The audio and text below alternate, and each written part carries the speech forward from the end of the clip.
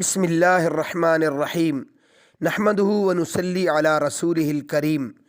میرے محترم سامعین، آج میں آپ کی خدمت میں روزہ توڑنے کا کفارہ ذکر کروں گا کہ ایک مسلمان شخص نے روزہ رکھ کر توڑ دیا تو اب اس کے اوپر کیا کیا کفارہ لازم آئیں گے۔ تو میرے محترم سامعین، کفارہ ادا کرنے کی 3 صورتیں ہیں۔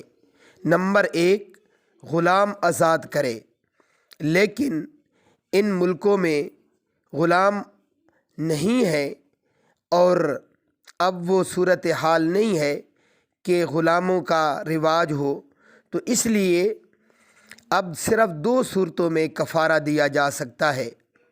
اول یہ کہ 2 مہینے کے لگاتار روزے رکھے۔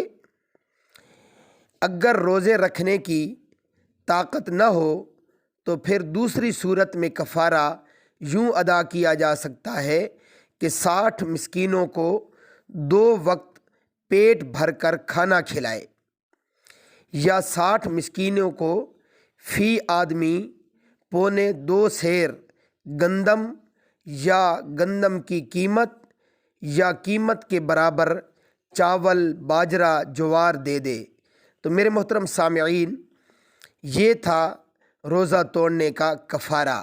تو ان صورتوں میں سے ہم کسی ایک صورت کے اوپر عمل کر سکتے ہیں، لیکن چونکہ غلاموں کا رواج نہیں ہے تو اس لیے آخری جو 2 صورتیں ہیں ان میں سے ایک صورت میں کفارہ ادا کیا جا سکتا ہے۔